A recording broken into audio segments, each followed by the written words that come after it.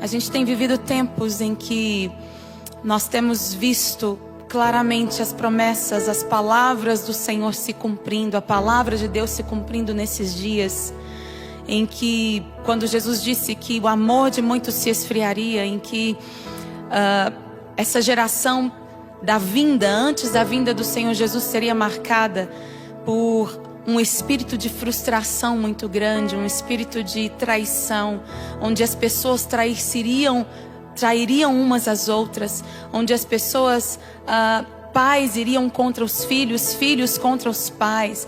Essa ambiência dos últimos dias seria uma ambiência de mágoas, uma ambiência onde nós veríamos as pessoas se voltando umas contra as outras, o amor se esfriando por causa da multiplicação da iniquidade, da maldade, da tendência do homem para fazer aquilo que é mal, para transgredir o direito do outro. E nós temos visto isso de uma forma tão terrível nos nossos dias. E nós cremos e nós podemos ver com os nossos próprios olhos que existe um ambiente que é característico dos últimos dias, que Jesus descreveu. E esse texto de Hebreus, ele fala, olhem para Jesus. Nós estamos rodeados por uma grande nuvem de testemunhas. É como se toda a glória eterna, todos os santos de Deus estivessem olhando para nós. Existe uma expectativa dos céus a respeito desta geração, a geração que antecede a vinda do Senhor. Existe uma expectativa dos céus a nosso respeito. Os anjos estão olhando para nós. Os santos que estiveram antes, aqueles que foram os heróis da fé, descritos aqui em Hebreus capítulo 11. É como se existisse uma expectativa a respeito dessa geração, que é a geração que antecede a vinda do Senhor. Existe uma esperança no coração do próprio Deus em relação a esta geração.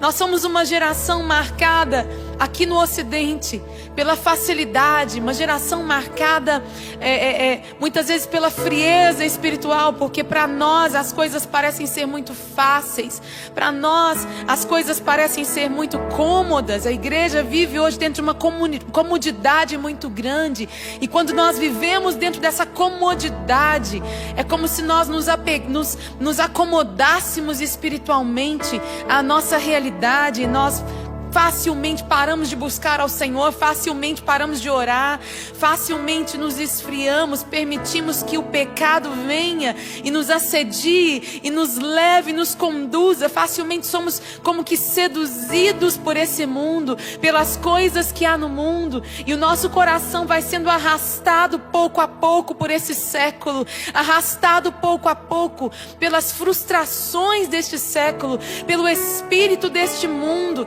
que tem levado tantos a se frustrarem com o Evangelho, a se frustrarem com pessoas, a se frustrarem com o próprio Deus. Existe um espírito nestes dias, um espírito anticristo, o espírito daquele que é contra o Cristo, contra a manifestação de Cristo.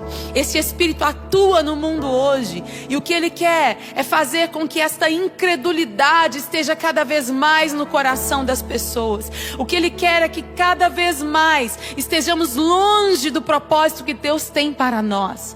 Mas existe uma promessa de Deus para estes dias: aquele que perseverar até o fim será salvo.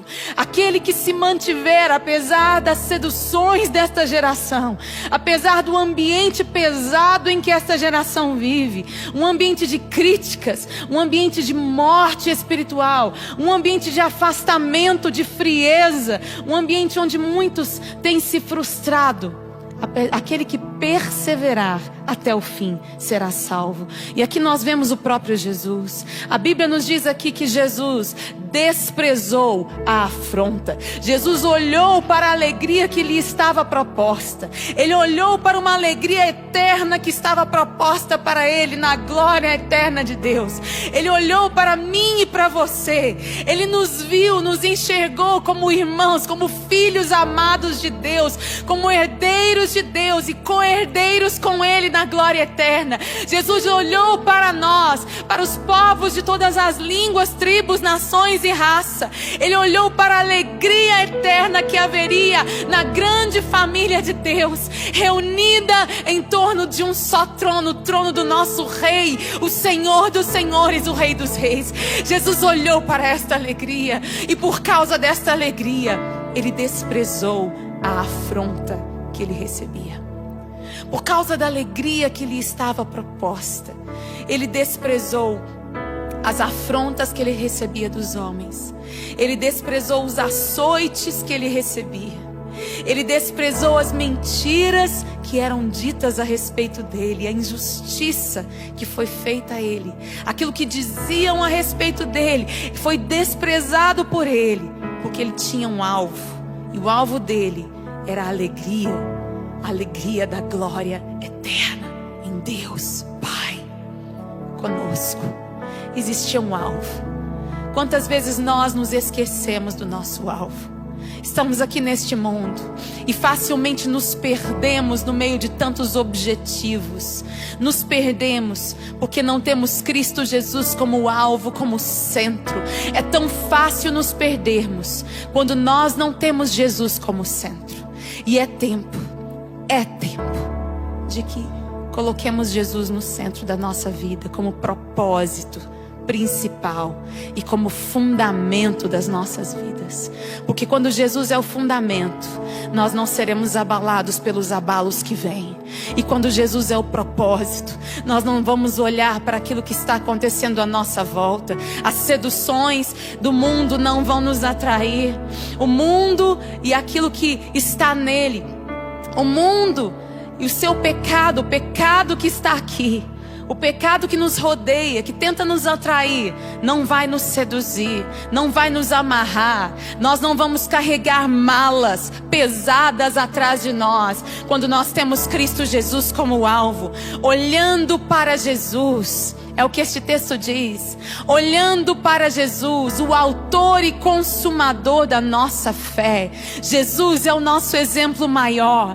Ele não se ateve, ele não ficou preso nas afrontas que ele recebia. Ele não ficou preso nas mágoas. Ele não ficou preso no passado. Ele não ficou preso nas coisas que aconteceram a ele.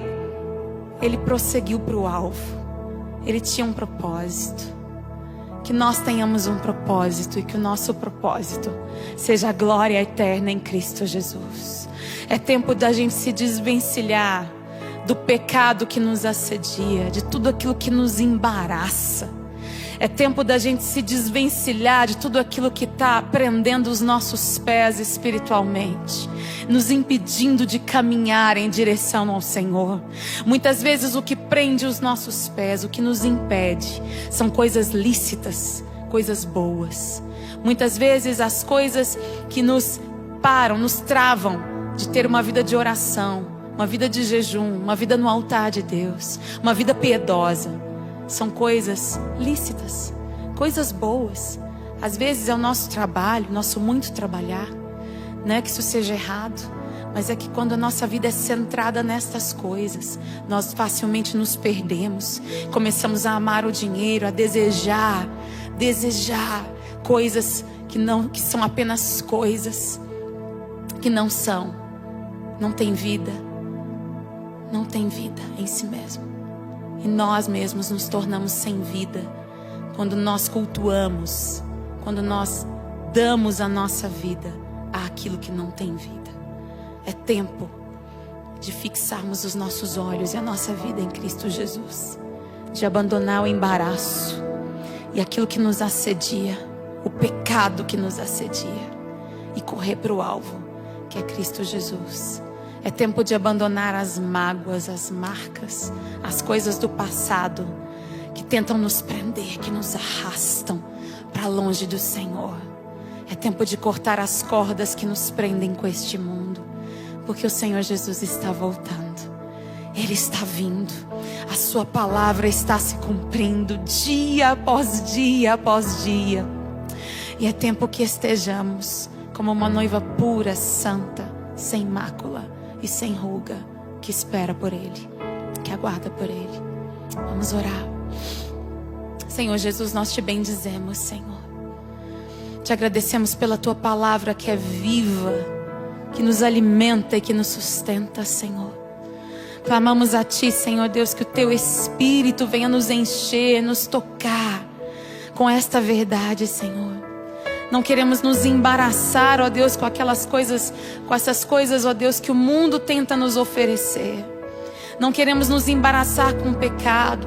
Não queremos nos embaraçar com mágoas. Não queremos nos embaraçar, Senhor Deus, com as coisas, mesmo as coisas que são lícitas, mesmo as coisas que parecem ser tão boas.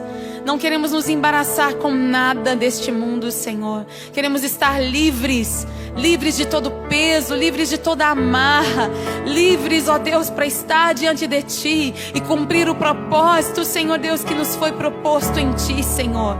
Cumprir o chamado que o Senhor tem para nós, em nossas casas, nossas famílias, em nossas cidades, Deus, no nosso local de trabalho, onde quer que seja, Senhor Deus, que sejamos igreja, que sejamos povo Teu, Senhor, separado para Ti, Senhor, em nome de Jesus.